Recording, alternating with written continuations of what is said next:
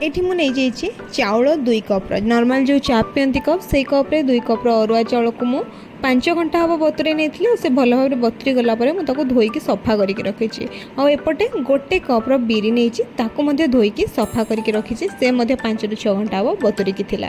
तो बिरी भल भाव बतुरी जाइए चाउल भी बतुरी जाइए एवं आम या ग्राइंड करवा आउ ग्राइंड कला बेले ये बेसी पानी मिसेबे नहीं या बेसी पतला करके ग्राइंड करेंगे तेणु अल्प चाउल अल्प बिरी एमती देकी ग्राइंड करवा आम मिक्स करके एकाथरे ग्राइंड करवा ना तो आपड़ जब चाहिए अलग अलग करके भी ग्राइंड करेंगे किंतु मुझे मिक्स करके दुईटा सारा ग्राइंड करुच्ची आ बेसी पानी ये यूज करूनी टिके मोटालिया करके ग्राइंड करार अच्छी कहीं आम जो पिठा बनवा से पतला हेल्ले भल बनवानी तेणु आपड़ या देखिकी अल्प पानी देकी ही ग्राइंड करूँ। तो ये मुझे अल्प पानी देदेली आ पानी दे सारापर भल भाव ग्राइंड करके नहीं आसी। तो ये सब पिठ को भल भाव ग्राइंड कर सारी पिठ आम के मोटा अच्छे से आप देखिकी ही जापे वीडियो। तो यही पिठ को आम ए फेणई नहीं जावा एमती किसी टाइम या फेणई नेबा द्वारा ना यहाँ फुली जीव जल्दी आम पिठा भी जल्दी कर। तो देखिपुर या भल भाव फेणई नहीं जाऊँ प्रथम एवं मुझे बिल्कुल भी लुण कि किसी भी जिनस ऐड करनी पर ऐड करी मु। तो प्रथम मुझे फेणई नहीं 5-10 मिनट एमती हाथ में तो एमती आप हाथ में फेणई नहीं जाए किसी टाइम पूरा 10 मिनट खंडे मुझे फेणला ये आमर बढ़िया भाव में टिके फ्लफी हो जाए आम या छाड़ा 5-6 घंटा किंतु पूर्व किसी जिनस ये मिसई नहीं जावा।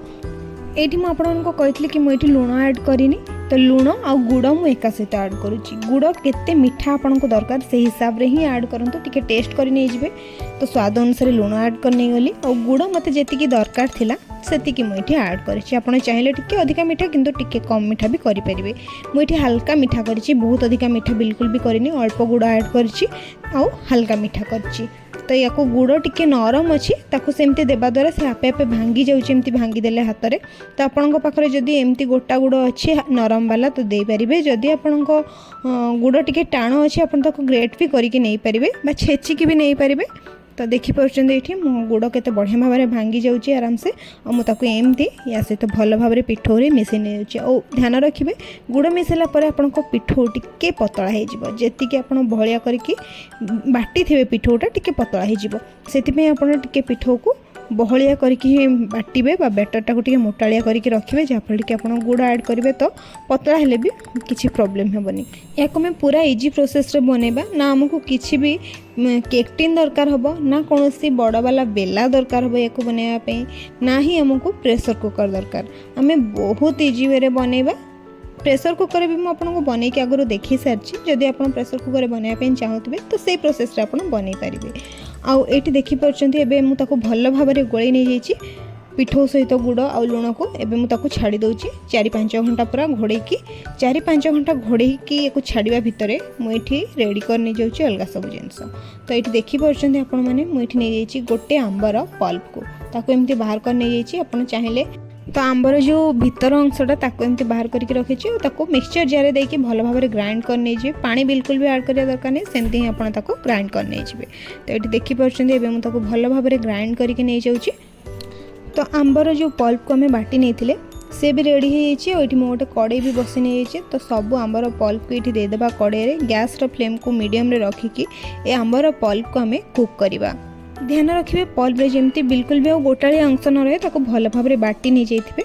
तो ये मुझे बढ़िया से बाटिकी ये कड़े किसी टाइम पे कुक कर नहीं जाऊँगी गैस फ्लेम को मीडियम रे रखिकी जमती कि ये बहलिया हो पानी चिया हेनी पानी अंशटा तार मरीज बास से ही आमको दरकार।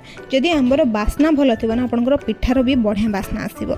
मुझे कही कि गुड़र मात्रा मुझे कम नहीं आईटी जो गोटे आंबर पल्प को मुझे से भी बहुत मीठा थिला।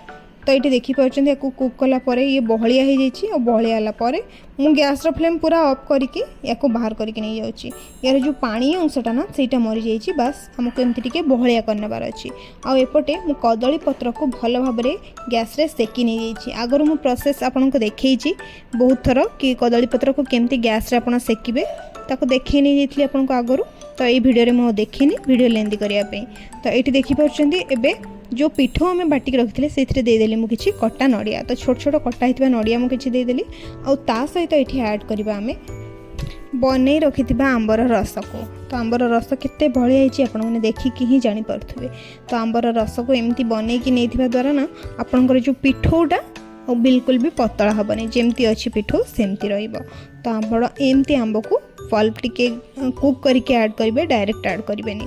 आउपटे मुझे किसी बादाम काजू आउ किसमिश ताको एमती भाजिकी रखी सब जिनस को ये ऐड करने गली। तो सब जिनस को पकईकिना मो हाथ में ही गोलेबी। आपड़ जब चाहिए जेकोसी डंकी गोली पारे किंतु मो हाथ में ही गोलेवाई पसंद करी।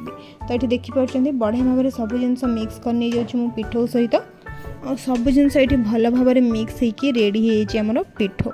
तो जेहेतु आम आंब पोड़पिठा बनाऊँ तो तार टेस्ट भी किसी अलग रहिबो। आंबर बास्ना भल थिबा निहाती दरकार, जेमती कि आपण बैगण पल्ले आंब नेबे तो बढ़िया बास्ना आसीबो। और एपटे देखि परछन ना कड़े रे मु जो पत्र रखिथिले पोड़िकी से पत्र को दे देछि। आमे ए पिठा को कड़े रे बनिबा, जोटा कि सबुठ इजी प्रोसेस कड़े रे बने देबा आराम से एमती कदली पत्र देकी। आ ता सहित एठी दे देली मु घी।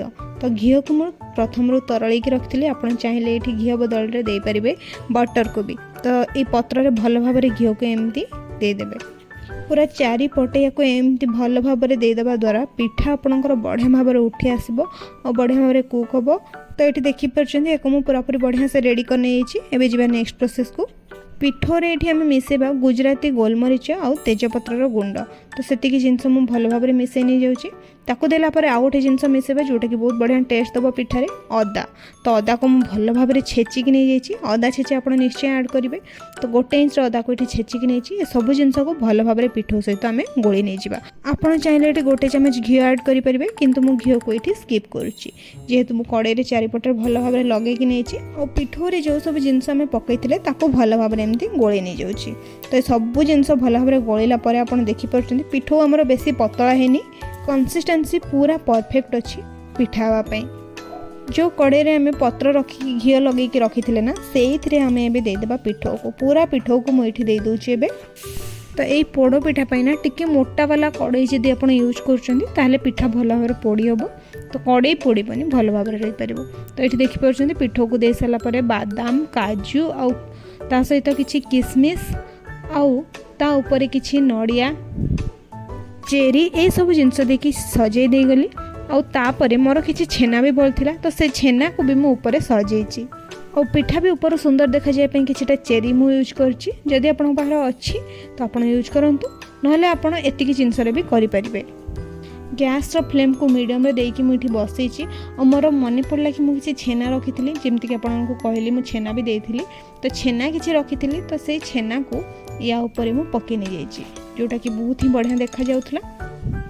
और यहाँ पूरा पूरी ऑप्शनल था, जदि आपन पाखरे अच्छी ऐड करंतु नहले ताको स्किप भी करि परिबे। तो पिठा आमर सजे कि पूरा पूरी रेडी हो जाइए। और पिठा सजे हेबा परे आमे एबे याको कवर करके छाड़ी देबा किछि समय पई। तो पूरा पूरी आधा घंटे कुक है आमर पिठा भल भाव में पोड़ी हो जाइए। बिल्कुल गैस फ्लेम मु हाई करनी सेमती मीडियम फ्लेम रे कुक करी। आधा घंटे पर मुझे आपको खोलिकी भी देखा पिठा ये केते बढ़िया भाव में पोड़ी होती केते बढ़िया भाव में फुली से आप देखिकी जानीपे। ये मुझे छुरी भी इंसर्ट करके देखा पूरा क्लीन आसुची छुरी।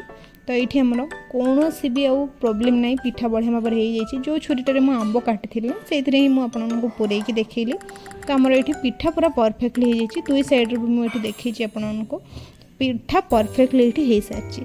एवं मुझ गरम गरम ही पिठा को बाहर कर ठंडा होगा जाए भी वेट करेंगे।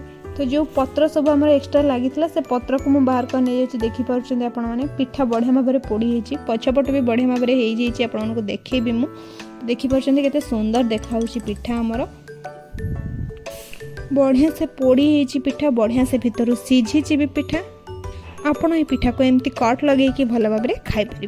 तो ये मुझे कट लगे नहीं जाऊँगी पिठा को आपण मैंने जमती इच्छा सेमती खाई पारे। पिठा तो खाली खावाई बहुत ही टेस्टी थाए। या सामने कौन से तरकारी ना दरकार पड़ता ना अलग किसी जिनस दरकार पड़ता है। या एमती खंड खंड पीस करके ही खिया जाए। तो आपण मैंने एमती या बनातु और रजरे एंजॉय करंतु ये पोड़ पिठा को। आशा करी आज रेसिपी आप समस्त को बहुत ही पसंद आसो।